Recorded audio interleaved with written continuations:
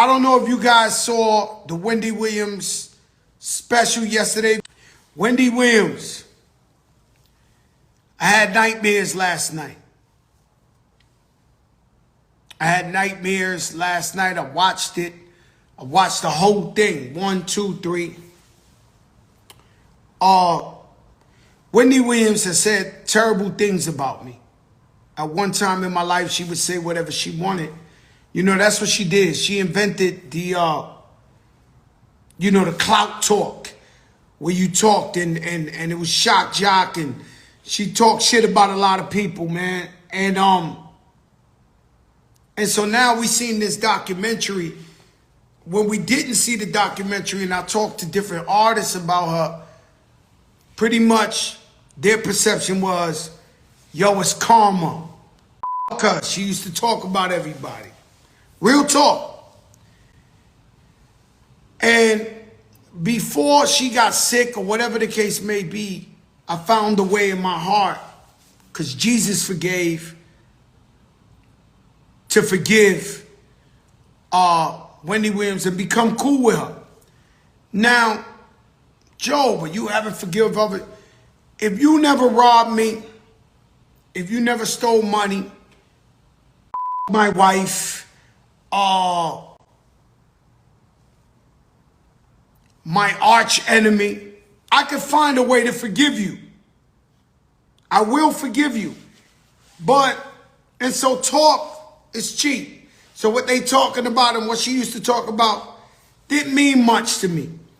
But there's some people that will take it to the grave. Now, it's one of the saddest things I ever seen, right? But what this means, though, right? Somebody who's so famous, somebody who built an empire, because Wendy Williams owned her own show. She had her own production company. In fact, this documentary is under her production company. Her son, Kevin Hunter Jr., was executive producer. Now, this show, documentary, it's all transparency. And so when you're an artist, when you're a public figure, when you're famous like that, our lives become of service to the people. Our lives become of service to the people. And I would figure that her family and Wendy wanted this aired so we could learn either from her mistakes or be in a similar situation, or just learn periodly. So my mother, she caught cancer from smoking. My father caught emphysema. That's why I never smoked a cigarette in my life.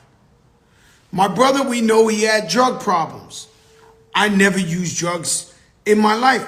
And so what happens is sometimes we got to see it to believe it. We got to see other people go through something so we can know we don't want that in our life, or we don't want that to be a part of our life. And so, although that was ugly, it was a learning experience, at least for me. And so I couldn't sleep because I said, man, could they do this to my family? If I got in an accident, if I got Alzheimer's, could they tell my daughter she's not privy to my money? Could they tell my family that? And so Wendy has a loving, bonding family. Her sister went on there and said, look, we don't even want the money. If that's what y'all worried about, y'all want to keep the money, we don't even want the money. You know what's crazy is my sister died. My sister was giving birth. And she got into a coma because the epidural went from the waist up. In the papers that the hospital gave us, they said they killed, K-I-L-L-E-D, my sister in the hospital while giving birth. It wasn't like it was a mistake. It wasn't like this. They said killed, right? My nephew, we got him $2 million in the lawsuit. He was 8 years old. We raised him. When he became 18, we took him to the lawyer, told the lawyer, yo, this is his money, write it over to him.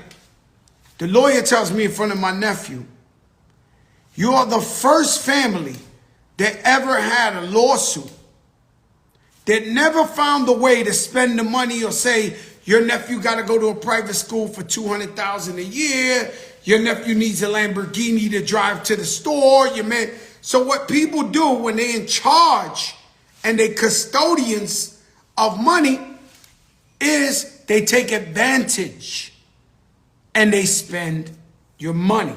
So her family, who seemed to be a super honest family, loving family, said, hey, give it to us, man. We don't even, if y'all worried about the money, we don't even need that. We want our sister, we want to help her get better. I don't know if she's going through dementia. They said that. She obviously got a drinking problem. But somewhere in there is still Wendy.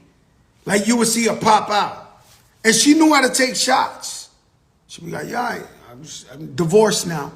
But he's broke. And go back into the... It's crazy because Wendy is Wendy. Like somewhere in there is Wendy Williams.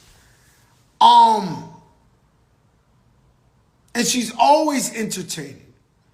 It's crazy as they gave her a tabloid and she looked at it in 1 second. She said, ooh, Jennifer ain't going for that. This one ain't go like, and so that Wendy Williams that everybody loves, her TV show was #1 for like 14 years in a row, is in there somewhere, right? But what's sad is how somebody could make you look like you're unfit or you don't have the mentality, almost like Britney Spears, where they take your empire and they spend it how they want to. Now, I don't know who her manager dude was. He definitely, let me tell you something. I'm Fat Joe the Rapper. I've been rapping for 30 years. Every day Louis Vuitton, every day fly. That's what I like to do. Every day looking great. But even me, who's doing great and at the prime of my life financially, I have friends that be like, yo, slow up the Louis, slow up the Christian Dior, slow up the this. Somehow her manager was dipper fresh than me. Had more Louis, more Gucci, more this. Now, I don't want to call him out. I don't know what his success is, where he gets his money from, whatever the case may be. But there's obviously people that were pushing her to do a podcast. At the state I seen the documentary, she is unfit to do that. And so people are pushing her. This gives me the DMX theory. You know, DMX had a drug problem. And he had people around him, and I would ask him, like, yo, why you ain't telling him this and this? And they'd be like, yo, he'll fire us. So in other words, you have to be an enabler or you get fired. And rest in peace to the God DMX. But I'm just giving you a reflection of what goes on. You know, and people want to be attached to greatness. And I don't care even if Wendy's doing bad right now, she's still greatness. She's still one of the greatest that did it. Successful woman. At her worst, she's still better than most people. And so it ended up with the apartment being empty. I get it. Her legs are bad. She got to walk up the stairs. If you didn't know why she kept showing people her feet, is the doctor says she had a 2% chance to ever walk again. And the fact that she was still walking, she was proud of it. All praises to God. And so it was sad to me that people would prey on somebody and right in front of us. When Wendy Williams did the Walk of Fame, there was millions of people out there. When she did a show, every day we seen people cheering. Everything. I mean, what can we do? If we love her, if we love what she did for pop culture, American culture, what can we do to help Wendy Williams? That should be the #1 petition. How can we help Wendy Williams?